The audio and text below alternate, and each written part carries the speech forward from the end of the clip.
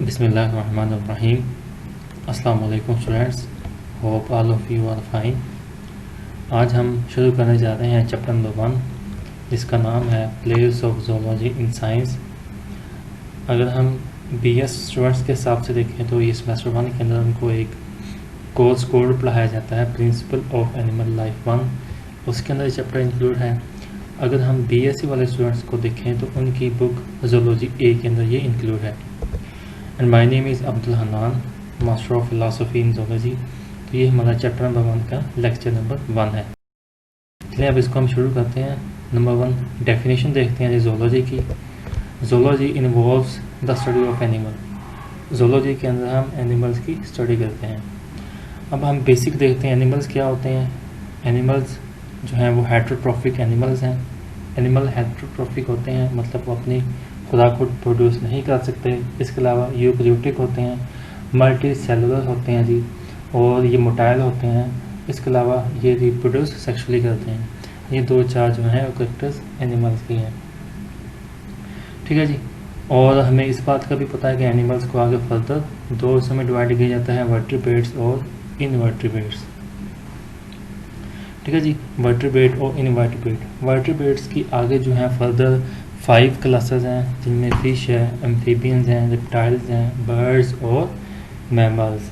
और जो इनवर्टिब्रेट्स की हैं इनकी मेजर जो है वो 9 क्लासेस हैं, और वो है जी Porifera, Annelida, Cnidaria, Platyhelminthes, Echinodermata, Mollusca, Nematoda, Arthropoda और चौडाटा।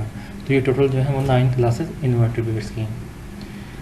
आगे देखिए, the word zoology come from Greek word zoon. जो ज़ूलॉजी का वर्ड है वह ग्रीक वर्ड ज़ोनोन से निकला है, जिसका मतलब एनिमल्स हैं, और लोगस इसका मतलब है स्टडी ऑफ। तो बेसिकली यही बन गया कि zoology is the study of animal. Zoology includes all aspects of scientific knowledge about animals like embryonic development, evolution, behaviour, ecological distribution and classification. तो जितने भी साइंटिफिक नॉलेज है अबाउट एनिमल्स के बारे में वो सब का सब हम इस ज़ूलॉजी के अंदर जो है हम स्टडी करते हैं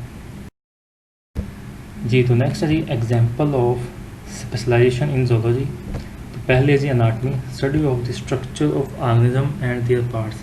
किसी ऑर्गेनिज्म के स्ट्रक्चर की बात करें, उसको देखें, उसकी स्टडी करें और उनके पार्ट्स की स्टडी करें तो वो एनाटमी कहलाता है, ठीक है जी। नेक्स्ट है cytology, study of structure and function of plant and animal cell.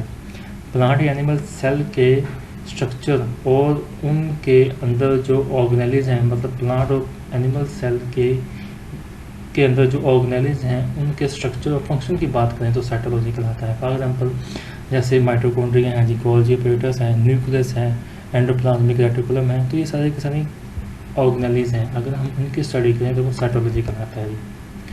Embryology, study of parental development of gametes. और हमें पता है कि गेमेट्स क्या होता है जी, मेल और फीमेल सेपरेट गेमेट्स होते हैं। मेल जो है वो स्पर्म प्रोड्यूस करता है और फीमेल जो है वो एग प्रोड्यूस करता है। देन जब फ्यूज़ हो जाएंगे तो फर्टिलाइजिंग कहलाता है जी। Then development of embryo to birth, embryo से लेकर बर्थ तक, मतलब एक मुकम्मल अडल्ट बनने तक जो भी चेंजेस आएंगी अगर हम उनकी स्टडी करें तो वो एम्ब्रियोलॉजी कहलाता है।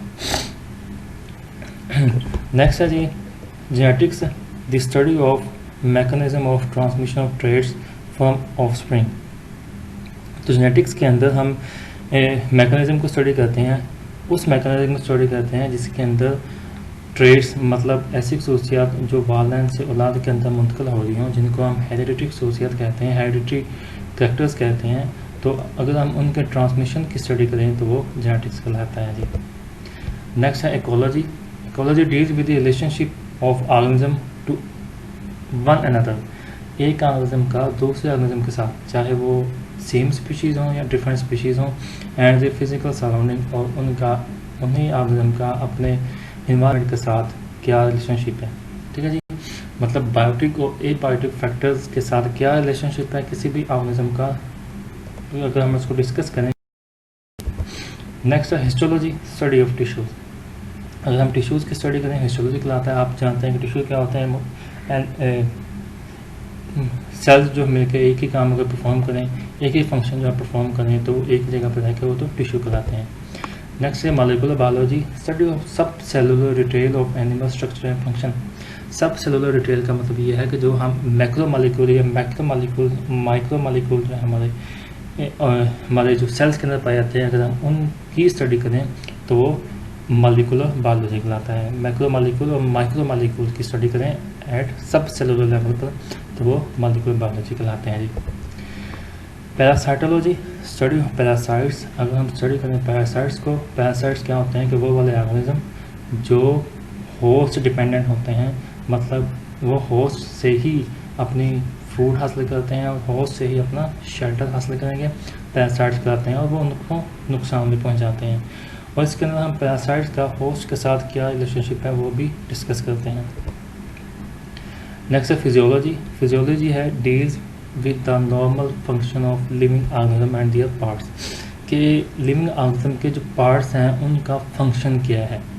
फॉर एग्जांपल अभी हम ह्यूमन की बात करें, ह्यूमन के अंदर किडनी है, किडनी का फंक्शन क्या है, ह्यूमन के अंदर लंग्स हैं, लंग्स का फंक्शन क्या है, ह्यूमन के अंदर स्टोमिक है, स्टोमिक का फंक्शन क्या है, ह्यूमन के अंदर ब्रेन है तो ब्रेन का फंक्शन क्या है।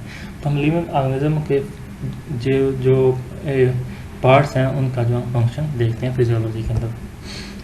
नेक्स्ट है जी सिस्टमैटिक्स। सिस्टमैटिक्स डील करता है जी क्लासिफिकेशन को, मतलब जो हम ऑर्गेनिज्म को ग्रुप्स और सब ग्रुप्स के अंदर डिवाइड करते हैं वो सिर्फ क्लासिफिकेशन कहलाता है। तो क्लासिफिकेशन सिस्टमैटिक्स क्लासिफिकेशन को डील करती है। And evolutionary inter relationship among them, और ऑर्गेनिज्म का जो क्लास में है, ग्रुप्स में है, सब ग्रुप्स में है, उनमें आपस में उनका एवोल्यूशनरी पॉइंट ऑफ व्यू से क्या इंटरेक्शन है, तो ये हम सिस्टमैटिक्स के अंदर स्टडी करते हैं। नेक्स्ट है example of specialisation in zoology by taxonomic category. अब टैक्सोनॉमिक कैटेगरी के लिहाज से एग्जाम्पल कौन कौन सी हैं।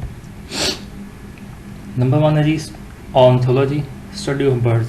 अब ऑर्निथोलॉजी के अंदर हम बर्ड्स की स्टडी करें, मतलब अगर बर्ड्स के बारे में स्टडी करें तो वो ऑर्निथोलॉजी कहलाता है। अब 2-3 सेक्टर बर्ड्स की भी देख लेते हैं।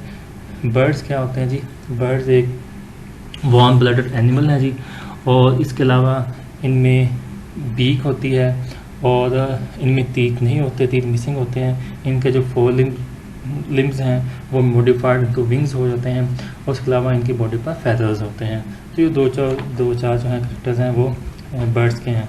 साथ में जो है वो एग लेइंग एनिमल्स हैं, और egg is protected by shell होता है एग के बाहर। Entomology, study of insects. अगर हम इंसेक्ट्स की स्टडी करें तो एंटोमोलॉजी कहलाते हैं। जो इंसेक्ट्स हैं वो फाइलम आर्थ्रोपोड्स के अंदर आते हैं, और आर्थ्रोपोड्स जो है वो सबसे बिग फाइलम है एनिमल का। तो इनमें जो इंसेक्ट्स आते हैं वो एनिमल्स में से देखें सबसे ज़्यादा जो तादाद है वो इंसेक्ट्स की है, वो तकरीबन 53.1%। तो इंसेक्ट्स की स्टडी एंटोमोलॉजी कहलाती है। नेक्स्ट है मेमोलॉजी। अगर हम मेमल्स की स्टडी करें स्पेसिफिकली तो वो मेमोलॉजी कहलाते हैं। हम 2-4 करेक्टर मेमोलॉजी की भी देख लेते हैं। ये मेमोलॉजी भी है, वार्म ब्लडेड हैं, इनकी स्किन के ऊपर हेयर्स होते हैं। फीमेल जो है वो अपने बेबी को फीड देती है in the form of milk.